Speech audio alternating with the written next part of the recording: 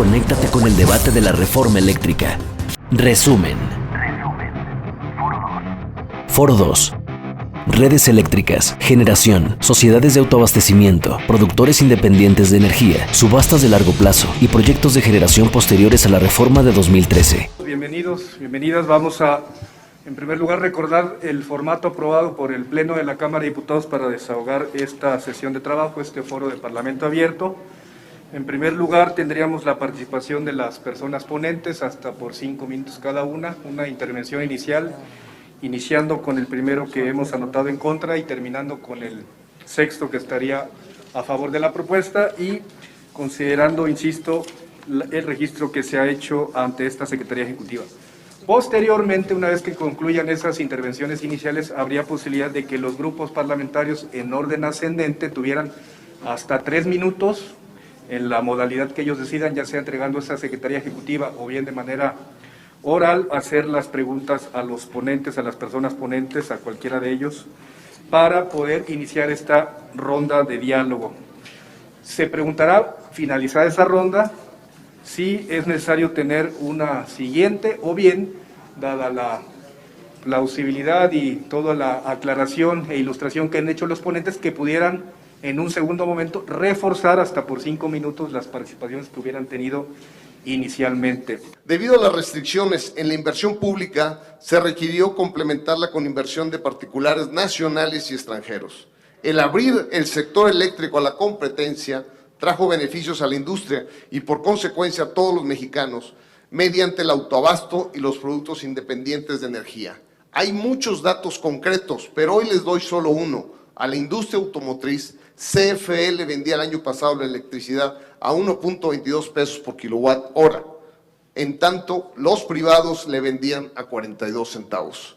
La iniciativa del presidente de la República establece un sano equilibrio en la distribución de los ingresos que genera la venta de electricidad. Pone un alto a los negocios privados que degradan la continuidad, confiabilidad y calidad del suministro. Elimina el desorden en la construcción de centrales de generación y en las interconexiones a la red. Asigna la máxima prioridad a la electricidad por ser la base de toda la actividad económica. Responsabiliza al Estado de preservar la seguridad energética, la autosuficiencia, así como el abastecimiento suficiente, continuo y confiable a toda la población. Solo de esa manera se conseguirá el mayor bienestar colectivo. Aquí podemos ver los PIEs, podemos ver que están por encima de los precios de la subasta, pero también el tamaño de las bolitas nos representan el volumen. Todavía los contratos de subasta son mucho menores en comparación a los de los PIEs. Las sociedades de autoabastecimiento constituyen un esquema ilegal, ya que se trata de generadores que simulan tener múltiples socios, pero que en realidad son sus clientes.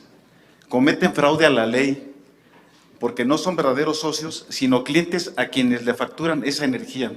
Basta con consultar la página de la CRE para poder revisar esos permisos y saber quiénes integran esas sociedades y percatarse claramente quiénes son los que están ahí conformando esas sociedades simuladas. Son sociedades de capital de $1, en donde un generador tiene el 99.99% de ese capital social y los clientes tienen 0.01% de ese capital. Es una simulación. Existen diversas cláusulas en los contratos mediante los cuales le trasladan todos los riesgos a la CFE, entre ellas la cláusula de caso fortuito o fuerza mayor, que obliga a la CFE a pagarles la totalidad de los cargos fijos. La cláusula de cambio en la ley posibilita para que estos productores, que ante cualquier modificación a la normatividad vigente, que les implique un sobrecosto, simplemente lo trasladen a la CFE y vuelven a cubrirse al amparo de lo que la CFE les está financiando. Algunos de estos contratos adicionalmente consideran cargos fijos por capacidad que son crecientes y en dólares, es decir, negocio redondo. No he visto en la permanente crítica de los defensores del sistema impuesto declarar que estos señalamientos sean falsos.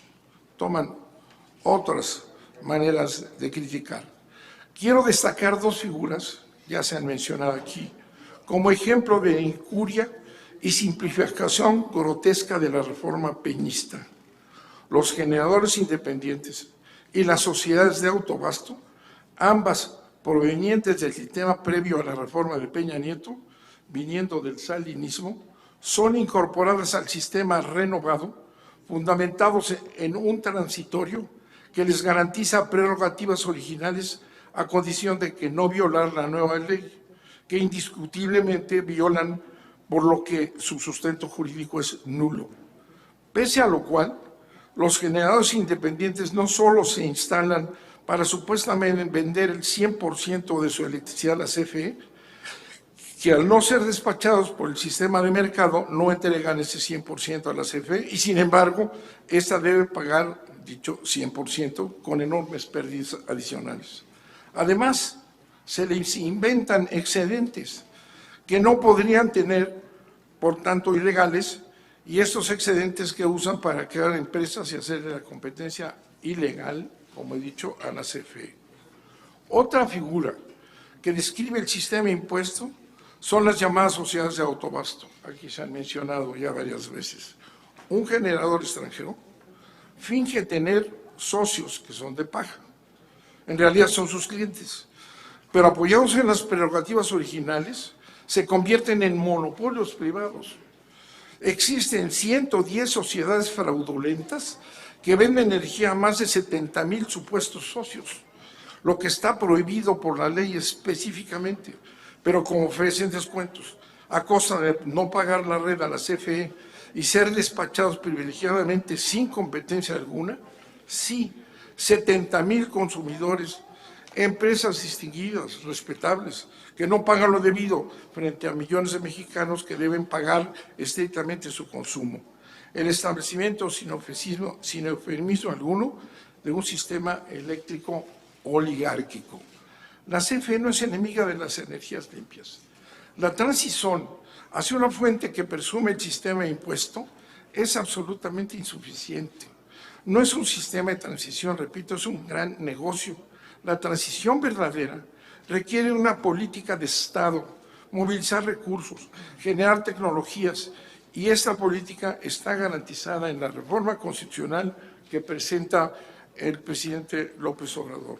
Nosotros planteamos desde el PRD que no ayuda a la discusión si se pretende construir la idea de un pensamiento único respecto del sector eléctrico nacional, y por pensamiento único lo podemos plantear o desde el presidente de la República o bien del director de la CFE. Yo creo que conviene escuchar las distintas voces que se manejen en el marco del respeto para pues tratar de coincidir o de modificar lo que sea mejor para México. Nada más que lo que yo estoy presentando es la verdad.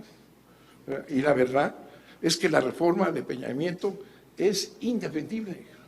Pero además de ser indefendible, es insostenible. Porque los intereses privados, como ha sido siempre en la historia de México, me refiero a los intereses privados extranjeros, para que no haya menciones a nadie en particular nacional, los intereses privados en la historia de México, lo que han hecho es llevar la electricidad donde les conviene. Legisladores, yo creo que un requisito inicial para estos Parlamento Abierto debería ser que leyeran la reforma constitucional en materia eléctrica, quienes vienen a exponer, porque me da la impresión que algunos no lo han hecho, francamente. Quienes están en contra, lo digo con mayor presión y con todo respeto. No es el debate, pero hay escarceo, se inicia, porque ese movimiento ciudadano, obsesión de invertir en generación, así entregaron toda la importación de gasolina porque decían que era más barata comprarla afuera, y los alimentos, y nos han hecho dependientes en todo. Es una desvergüenza que sigan defendiendo posiciones contrarias a los intereses nacionales, y es una desvergüenza mayor que les digan una y otra vez que CFE va a desaparecer en 2030, que se va a entregar toda esta infraestructura creada por el pueblo de México a través de la empresa pública de electricidad más importante del país, y que ustedes sigan diciendo lugares comunes y mentiras absolutas, el medio ambiente, que no se ha importado nunca nada. El que es más eficiente hoy en día es a quien se le debe de comprar. Y si el privado es más eficiente, pues se le compra a él. Todos sabemos que ya, como lo expuso aquí el ponente Adrián Olvera, hay algunas sociedades de autoabastecimiento que operan un esquema de simulación, de sociedades simuladas, que tienen supuestos socios, pero que en realidad son clientes a quienes le venden esta energía eléctrica. Y ahí tendría las siguientes preguntas, y son bien fáciles. para decir sí o no. Primero, para ustedes, ¿este esquema de simulación es un mercado alterno, fuera de lo que establece la ley de la industria eléctrica? ¿Sí o no? ¿Este esquema de simulación distorsiona o no el funcionamiento del mercado eléctrico? En un sí o un no. ¿Este esquema de simulación incentiva la competencia? ¿Sí o no? ¿Estas sociedades de autoabastecimiento en manos de privados han creado un monopolio privado energético? ¿Sí o no? Y en sus criterios, si tiene que haber o no un ajuste a la legislación para evitar este tipo de abusos. Contestándole, diputado, las sociedades de autoabasto, como bien comentan, no es un monopolio. En la realidad se juntan un grupo de consumidores para construir una central de electricidad que ellos mismos consumen. José, lo quiero decir con todo respeto y a todos, porque está además los medios de comunicación y no quisiera hacer la aclaración hasta el final. Le agradezco mucho que usted esté aquí, pero no fue el único invitado del sector empresarial. Y no está mal decirlo porque usted lo puso sobre la mesa, pero este foro se cambió de hora, de día, para que estuviera aquí el Consejo Coordinador Empresarial. Y sencillamente no se presentaron, así como otros invitados que se hicieron. Entonces yo sí le agradezco muchísimo, pero discúlpeme por tener que hacer esta aclaración, porque si no pareciera, pues que aquí hay un linchamiento o un montón. Y bueno, yo he tomado nota de todo lo que usted ha dicho con mucha atención, pero para todos los aquí presentes y en justicia para la Junta de Coordinación Política, que es la que organiza el evento y la que fue desairada, pues no es usted el único invitado. Yo le agradezco mucho a usted y a su organización. Gracias. El autoabastecimiento, como fue concebido originalmente, se entendía que era una figura de autoabastecimiento legítimo. Esto es, que una industria que requiriera tener su propia generación en su predio para abastecerse en cuanto a sus necesidades de energía eléctrica y que pudiera tener en su caso algún excedente, lo pudiera colocar en la red de la CFE, ese era el autoabastecimiento legítimo que reconocía la ley.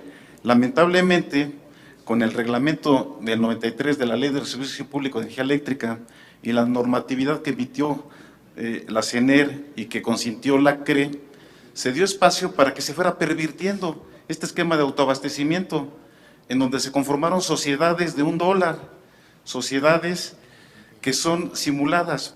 Entonces, por supuesto que es ilegal, por supuesto que es una aberración a lo que establece la propia legislación y cómo se fue torciendo en el camino. Hoy día tenemos casos en donde se genera en Monterrey y se cobra esa energía en Yucatán, se cobra en Chihuahua, en cualquier otra parte del país, aprovechando la infraestructura que ofrece la CFE de transmisión, pagando un porteo ínfimo, y lo pueden verificar también con la tarifa que ha publicado la CRE. Y lo que deberíamos pensar es que el sector industrial y comercial grande de México debería apoyar a la CFE, porque lo que va a resultar de esa reforma, ¿verdad?, que ya les dije cómo va a desaparecer la CFE y se va a apoderar del mercado eléctrico empresas extranjeras, van a tener ustedes que ir a pelear sus tarifas ¿a dónde? Bueno, ni siquiera Estados Unidos, porque sabe usted que estas empresas, esas 4 dominantes en México extranjeras, no son los propietarios. Los propietarios de esas empresas son los fondos internacionales. Fue un error diseñar el sistema como una suma de negocios privados, pero a propósito el modelo no se desarrolló en México. Fue importado, sabemos quién lo trajo, sabemos quién lo promovió y sabemos que no hubo mexicanos en el desarrollo del modelo. Los mexicanos fueron encargados de tropicalizarlo, como se dice coloquialmente, y ha ido cumpliendo al pie de la letra con sus metas. Yo le diría a los empresarios que lo mediten. Su empresa es la CFE, es la que les ha dado vida. No se van a ir con Blackstone y BlackRock y todos esos. Los empresarios mexicanos, fíjense, hemos tenido alguna serie de reuniones a nivel nacional, ¿verdad?, para discutir, y le puedo decir, ¿verdad?, que hemos tenido muchas, y los empresarios, cuando escuchan lo que es esto, no lo quieren creer ni lo quieren defender.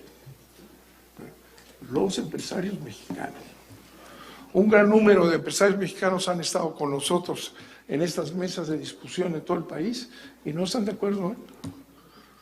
Tienen que defender a la CFE, tienen que defender el sistema eléctrico mexicano, que es de ustedes, es de todos los mexicanos, y no entregárselo a esos fondos misteriosos. Yo no veo un enfrentamiento, veo puntos de vista distintos, pero siempre privó y priva el respeto que nos distingue aquí en la Cámara. El debate no es necesariamente entre diputados, ese tendrá su momento en el Pleno y seguramente tendrá el calor que todos los debates se dan. Acá son cuestionamientos, son preguntas para irnos normando criterio cada uno. Le agradezco a mis compañeros diputados y diputadas y yo les hago votos porque el público, los mexicanos, valoren todo lo que aquí se está señalando para que en el momento que se tome una decisión todos estemos conscientes que es por el bien de México. Cámara de Diputados, Legislatura de la Paridad, la Inclusión y la Diversidad.